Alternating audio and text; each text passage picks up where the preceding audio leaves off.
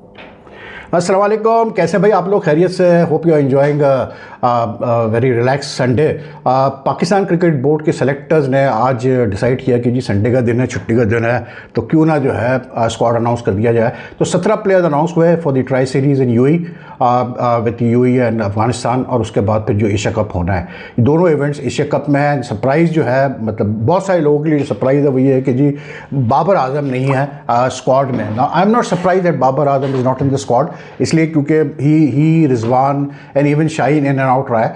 तो रिजवान बाबर तो like for the last 7-8 months they have not been part of the T20 squad, तो like it's not a big surprise. लेकिन in recent times एक proper एक campaign start की गई कि बाबर को किसी तरह से एशिया कप स्क्वाड में लाया जाए, और उस कैंपेन में कुछ हमारे साबिक स्टॉलवर्ड्स भी शामिल थे। बाबर आजम को ऑब्वियसली बात है, जो सोशल मीडिया का जो सपोर्ट है वो भी था, उसके एजेंट्स भी होंगे वगैरह वगैरह करके, तो काफ़ी ज़ोर लगाया गया कि जी बाबर को एशिया कप में होना चाहिए।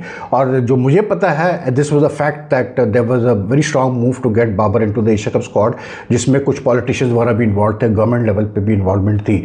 अनफॉर्चुनेटली हुआ ये कि वेस्ट इंडीज़ में जो वनडे सीरीज़ थी उसमें बाबर फ्लॉप हुआ। तो बाबर रिजवान जब फ्लॉप हुए, जब पाकिस्तान वो मतलब वनडे सीरीज़ हारा, और पहली दफ़ा वनडे से बायलैटरल वनडे सीरीज़ हारा to the West Indies since 1991, तो बड़ा झटका लगा। And I think that was one of the reasons why the selectors decided कि ठीक है यार, जो टीम खेल रही है T20 की उस मतलब पिछले 7-8 महीने से उसी को जो है हम सेलेक्ट कर लेते हैं।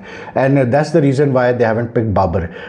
रिएक्शन आ रहा है, जाहिर सी बात आएगा, क्योंकि बाबर का फ़ैन क्लब तो बहुत बड़ा है। And there is not two ways about it, like they say कि you know class is permanent, form is temporary. तो बाबर के साथ कुछ उसी तरह चल रहा है इस पर सिलसिला। लेकिन he's just 29, he'll be 30 in October, so he's still got a lot of cricket ahead of him. So I'm pretty sure that like I think to me, you know, Babar के लिए जो ये बिग बैश है ना, जिसमें ये खेलने वाला है, I think that's going to be the turning point in his T20 career, because that is the event where it's a tough event. It's going to be in Australia में होता है। ये एक वो इवेंट है जिसमें बाबर अपने आप को जो है री इन्वेंट कर सकता है as a T20 player. There is no two ways about it कि बाबर और रिजवान का जो स्ट्राइक रेट वगैरह आया है, जो उनका अंदाज था खेलने का, it was not up to modern day cricket. But obviously yes, Babar has led Pakistan in 3 T20 world cups. उसके अलावा 2 एशिया कप्स में उसने लीड किया पाकिस्तान को, जिसमें एक T20 फॉर्मेट का था, एक वनडे फॉर्मेट का था। उसके अलावा भी उसने 50 ओवर वर्ल्ड कप में पाकिस्तान को लीड किया। फिर अभी रिजवान ने जो है चैंपियंस ट्रॉफी में लीड किया पाकिस्तान को। लेकिन unfortunately in all the 6 major events we couldn't win even one of them, and except for one 2022 world cup, T20 world cup, where we reach the final and lost to England, and the Asia cup 2022 where we lost the final to Sri Lanka. उसके अलावा तो हम यानी कि qualify भी नहीं कर पाए मतलब प्रॉपर तरीके से। Like the last T20 world cup was a big disappointment, let down for us. तो आई थिंक बाबर रिजवान को उनका काफ़ी मौका मिला है कुछ करने का T20 वर्ल्ड कप में, वो कर नहीं पाए। एशिया कप में भी इनको मौका मिला, वो कर नहीं पाए। तो fair enough, I have been saying, देखें मैं तो कम से कम इस चीज़ पे सेटिस्फाइड हूँ। एक तो यार ये जो हिपोक्रेसी और दोगलापन है ना हमारे पाकिस्तान क्रिकेट में, इसकी कोई लिमिट ही नहीं है यार, कोई लिमिट ही नहीं है। मतलब मैं अब इन रिसेंट डेज में देख रहा था, अब ये जब से ये वेस्ट इंडीज़ सीरीज़ वगैरह हुई है, वही लोग जो बाबर आजम को सपोर्ट कर रहे थे काफ़ी अर्से से, Babar king Babar king Babar king, वही लोग बैठ के बाबर, मतलब यहाँ तक अब जैसे हमारे जो साबिक कप्तान है मोहम्मद हफीज़, उन्होंने कहा जी इनकी तो अब कोई रेलेवेंसी नहीं है, इनकी अब ज़रूरत ही नहीं है T20 में। जो करंट प्लेयर है उनकी बात करें आप, रेलेवेंसी तो हमेशा रहेगी इनकी यार, मतलब बाबर की तो हमेशा रेलेवेंसी रहेगी। ठीक है फॉर्म में नहीं है, इस वक्त वो कर नहीं पा रहा, वो एक अलग बात है। लेकिन you know that's the problem with our cricket setup which I feel is कि हम राइट ऑफ कर देते हैं लोगों को, प्लेयर्स को। ऐसा नहीं होना चाहिए। ठीक है बाबर इस वक्त फिट नहीं हो रहा T20 सेटअप में, कोई मसला नहीं है, आगे हो सकता है जाके फिट हो जाए, क्योंकि उसकी क्लास तो अपनी जगह है एज अ बैट्समैन। तो हमारे कुछ प्लेयर्स, अभी कुछ प्लेयर्स जो यानी कि मैं कह रहा था कि कुछ जो प्लेयर्स यानी कि इसको सपोर्ट कर रहे थे ऑल आउट, बाबर के बगैर टीम नहीं बनेगी, ये जो T20 स्क्वाड है ये जाए खेलेगी तो ये बुरी तरह मार खाएगी। एक साबिक टेस्ट बैट्समैन ने तो ये तक प्रेडिक्ट किया हुआ है कि जी आप देखिएगा एशिया कप में जो है अल्लाह करेगा इंडिया मना कर दे खेलने से पाकिस्तान को, वरना जो पाकिस्तान इंडिया के मैचेस एशिया कप में उसमें वो हाल करेगा इंडिया पाकिस्तान का कि मतलब आप किसी की सोच भी नहीं है वगैरह वगैरह करके बहुत सारी बातें अब चल रही है। अब बहुत सारा एंटी बाबर जो है वेनम निकाला जा रहा है after the West Indies tour. We tend to forget at times कि ठीक है हमारे प्लेयर्स का बिल्कुल कसूर है, उसमें कोई दो राय नहीं, क्योंकि like I always say they are professionals, they are suppose to deliver whatever the circumstances. लेकिन बात अपनी जगह बिल्कुल ठीक है। You can not absolve the Pakistan cricket board of all blame, you can not absolve the selectors of all the blame. जैसे मैंने अपनी पिछले वीडियो में बताया आपको कि जिस तरह से मतलब प्लेयर्स को आगे पीछे किया गया है इन द लास्ट 2-3 ईयर्स, तो उसके बाद तो फिर यही नतीजा निकलना है ना, जब आपके पास कोई सिद्ध ही नहीं है। अब ये जो एग्जाम्पल है, ये जो कैंपेन स्टार्ट हुई थी बाबर के लिए, this is an example. All of a sudden कि जी बाबर आजम को एशिया कप में बाबर आजम सेलेक्ट किया जा रहा है। क्यों भाई? जब आपने फैसला कर लिया एक नई T20 स्क्वाड आपने बनानी है और आपने इसको लेके चलना है, तो फेलियर सक्सेसेस आपको साथ एक्सेप्ट करने पड़ते हैं। लेकिन नहीं, बीच में से एकदम से कहानी डाली गई, जबकि कोई सेंस नहीं बन रहा था उस चीज़ का, क्योंकि बाबर ने ऐसा कुछ भी नहीं किया है इन रिसेंट टाइम में T20 जिसमें आप कहते हैं कि हाँ यार बाबर की जगह बनती है। लेकिन that's the problem with Pakistan cricket. इतने एक्सटर्नल एलिमेंट्स अपना खेल खेल रहे होते हैं and no one cares about the long term effects it has on Pakistan cricket, या क्या नुकसान पहुँचता है पाकिस्तान क्रिकेट को। इसीलिए हमारी पाकिस्तान क्रिकेट, शायद हमारी टीम उतनी कंसिस्टेंट हो ही नहीं पाई कभी भी जितनी होनी चाहिए। मैंने पहले भी कहा था कि ये जो वेस्ट इंडीज़ में हमने जो रिज़ल्ट देखा लास्ट वनडे में, ख़ास करके 92 पे ऑल आउट पाकिस्तान, 20 ओवर पहले, और कैसे बोलते हैं 202 रन की शिकस्त वेस्ट इंडीज़ के हाथों, दिस टीम, ये इस टीम का पोटेंशियल नहीं है यार, ये टीम इससे बहुत बेहतर है। तो ये जो T20 स्क्वाड अनाउंस हुआ है, ये भी बहुत, मतलब it's a very good squad, I tell you this. मुझे एक थोड़ा सा सरप्राइज़ ज़रूर हुआ है कि हुसैन तलत की जगह बनी है इस टीम में, लेकिन मुझे लगता है कि हुसैन तलत को इसलिए रखा गया है क्योंकि मतलब शायद इस तरह से देखा जा रहा है कि उसका रोल ये है कि वो मतलब जहाँ ज़रूरत पड़े पाकिस्तान को, कि मतलब कोई क्राइसिस सिचुएशन हो, कोई पार्टनरशिप की ज़रूरत हो, तो वहाँ जो है वो मतलब रॉट को रोक सके, जैसे उसने फर्स्ट वनडे में किया भी विद हसन नवाज़।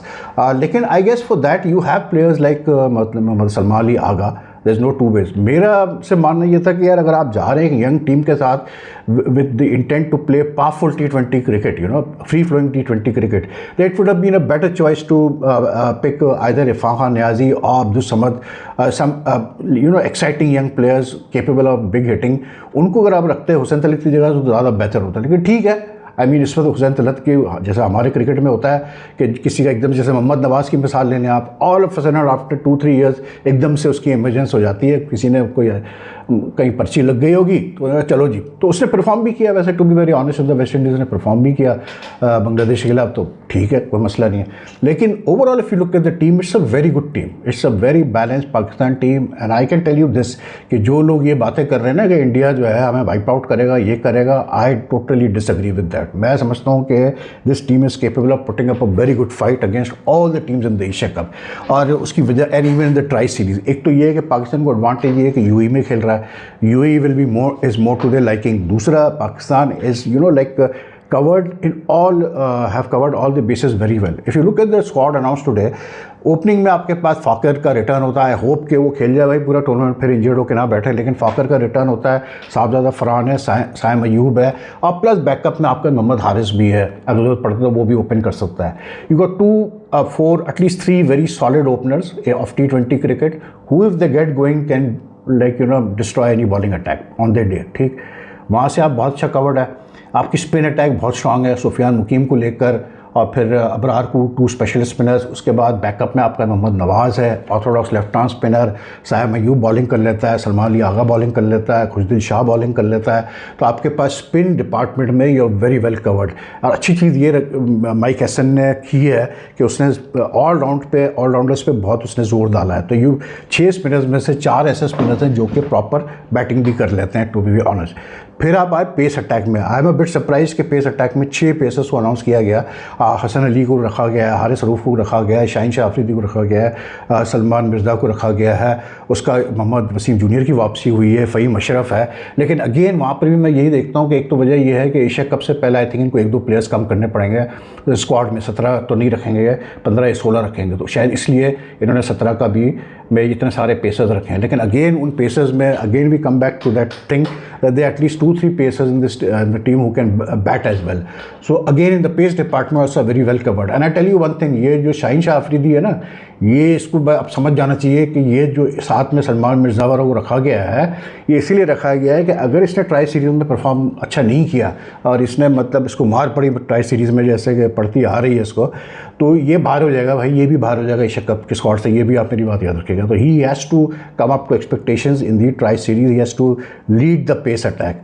तो यहाँ तक तो पाकिस्तान बहुत स्ट्रांग है। अब आप आए जी बैटिंग पे, मिडिल ऑर्डर बैटिंग पे आप आ जाएँ।